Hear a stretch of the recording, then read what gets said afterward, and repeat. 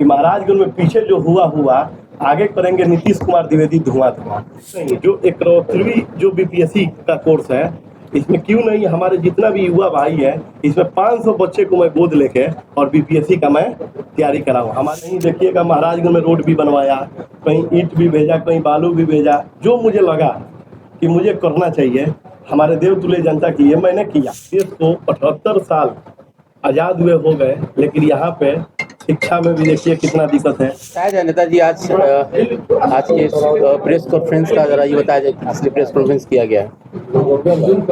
देखिए, सबसे पहले तो आज हम लोग प्रेस कॉन्फ्रेंस के माध्यम से यहाँ पे आए हैं, और इस प्रेस कॉन्फ्रेंस में हमारे कुछ साथी लोग हैं महागठबंधन के, जैसे हमारे महाराजगंज के जो कसदेवरा पंचायत है, उसके पंचायत के मुखिया जी आदरणीय रामू जी, मैं आपको दिल के गहराइयों से धन्यवाद करता हूँ, जो कि अभी आरजेडी के ये पंचायती प्रकोष्ठ के जिला अध्यक्ष हैं।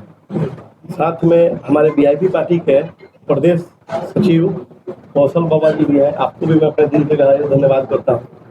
साथ में हमारे महाराजगंज के नगर अध्यक्ष आदरणीय बड़े भैया चंदन जी भी यहाँ पे है, चंदन जी को भी मैं अपने दिल के गहराइयों से धन्यवाद करता हूँ।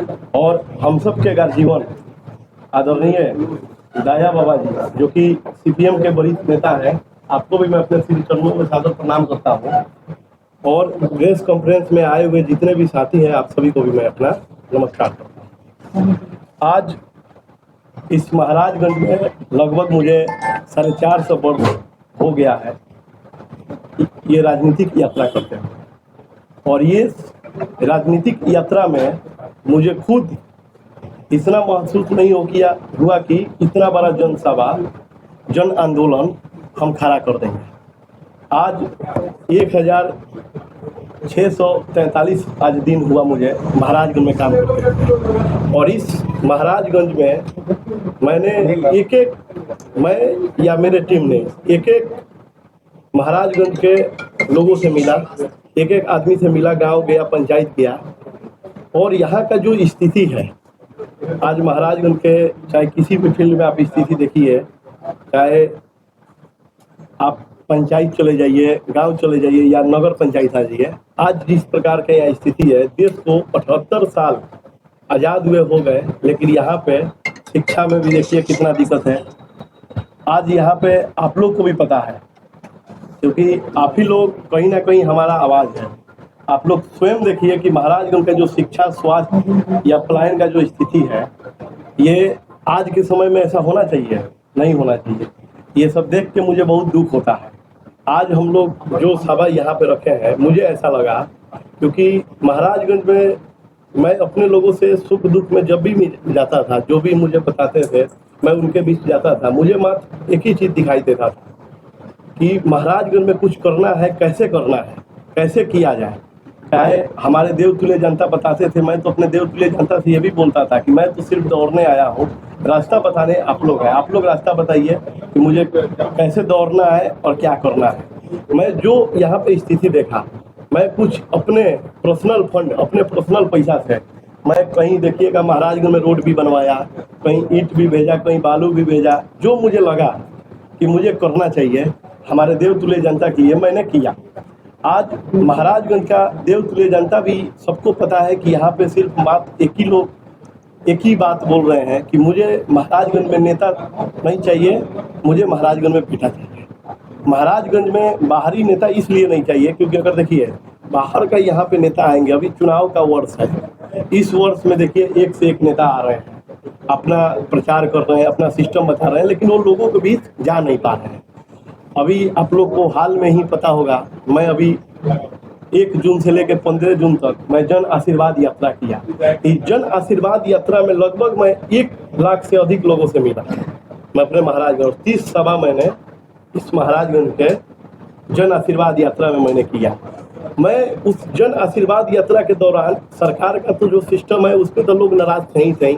आप लोग भी कई बार एक दिन आप लोग भी भाग लिए, आप लोग भी देखे, लेकिन उसके अलावा भी स्वास्थ्य में, शिक्षा में, पलायन में जो समस्या मुझे सुनने को मिला, मैं 15 तारीख को हम सब का नेता, हमारे नेता आदरणीय और वीआईपी चीफ आदरणीय मुकेश सहनी जी को मैं महाराजगंज में बुलाया, और इस महाराजगंज में हमारे महाराजगंज के देव तुल्य जनता, हमारे महाराजगंज के माँ बहन का इतना जोरदार समर्थन मिला कि वो रिकॉर्ड तोड़ था समर्थन जो 15 तारीख को मिला। हमारे माननीय जो नेताजी है उसमें जो मैं शिक्षा में मैं सोचा कि आप लोग को भी पता है कि एक बार देश के प्रधानमंत्री जी ने बोले थे कि मैं गांव को गोद लूंगा। उनका एक सिस्टम चला था कि गांव को गोद लेना, लेकिन आप लोग को भी पता है गांव को तो उन्होंने स्मार्ट नहीं बना पाया। लेकिन मैं इस जन आशीर्वाद यात्रा में सोचा कि क्यों नहीं जो 71वीं जो बीपीएससी का कोर्स है इसमें क्यों नहीं हमारे जितना भी युवा भाई है इसमें 500 बच्चे को मैं गोद लेके और बीपीएससी का मैं तैयारी कराऊं। हमारे टीम ने लगभग 500 लोगों के बीच जाके 500 बच्चे को आज मैं बीपीएससी का तैयारी ऑनलाइन के माध्यम से करवा रहा हूं।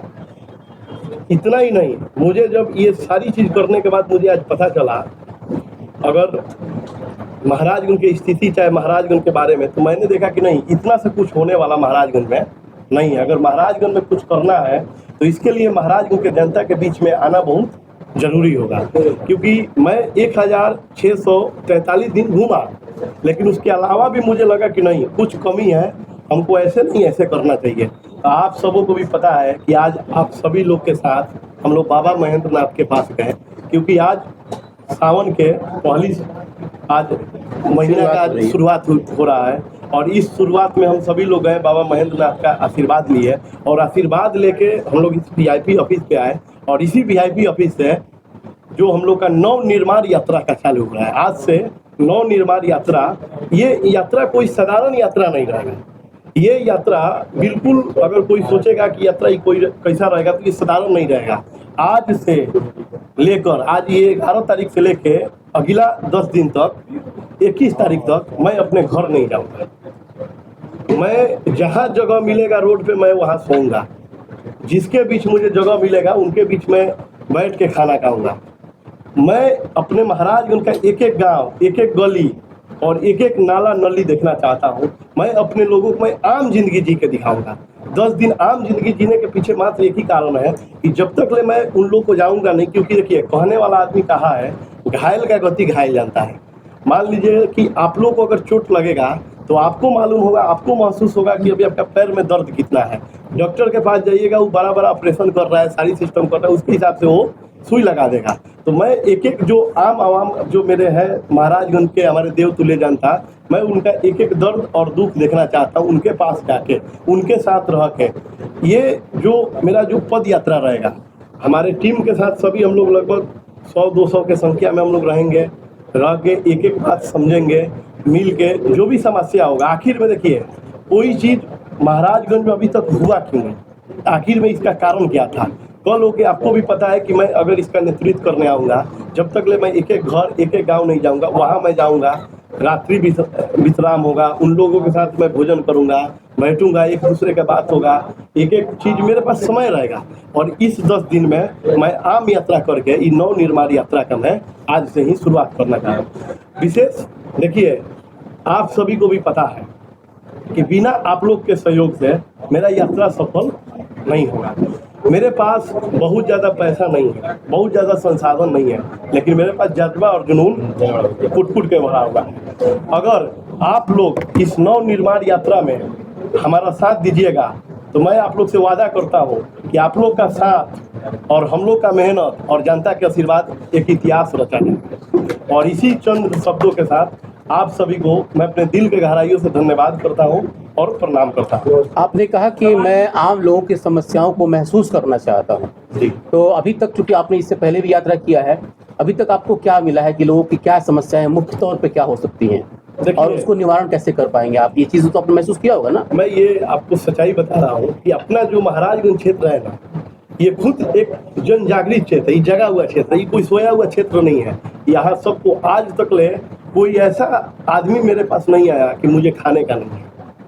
मैं ये 1643 दिन का जो मेरा राजनीतिक, जो कि आप सुनते होंगे टीवी ओवी पे, कई लोग कहता है कि जनता आती है कहती है हमारा घर चला, लेकिन आज तक ले मेरे पास कोई ऐसा लोग नहीं आया। इसलिए नहीं आया क्योंकि सब लोग को खाना पीना खाने का पूरा सिस्टम है।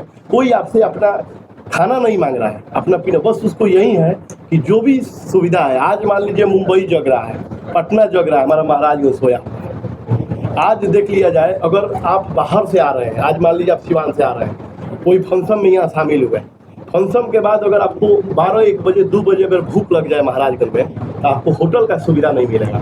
यहाँ ऐसा नहीं है कि होटल खोलने वाला लोग नहीं है, लेकिन यहाँ लघु उद्योग नहीं है। अगर सोचिए कि यहाँ एगो छोटा सा उद्योग खुले, रात भर उसमें काम हो, तब तो एगो होटल खुलेगा, तब ना वो लोग जाके वहाँ खाना खाएंगे। होटल खोलने के पीछे कारण भी तो खाने वाले भी तो लोग होना चाहिए। आज अगर हम महाराजगंज, आप देखते होंगे कि महाराजगंज का जो स्थिति है, आप सोचिए कि हम महाराजगंज में चल दे 12-2 बजे रात में, एगो आपको नल नहीं मिलेगा कि आप पानी पी सकें। ये स्थिति है अपने महाराजगंज की। कहना नहीं चाहिए, क्योंकि देश को आज़ाद हुए आज 78 साल हो गया, 78 साल भी बाद ऐसा स्थिति महाराजगंज का है, तो ये कोई खुशी का बात नहीं है, ये दुखी का बात है। क्या महाराजगंज के भी रोकेंगे तीर? देखिए, महाराजगंज का तो मैं बेटा हूँ, और महाराजगंज का जनता का जो आशीर्वाद रहेगा, और तीर क्या, देखिए मैं तो एक कहा भी हूँ, आप लोग से भी कहते रहता हूँ कि महाराजगंज में पीछे जो हुआ आगे करेंगे नीतीश कुमार द्विवेदी धुआं धुआं।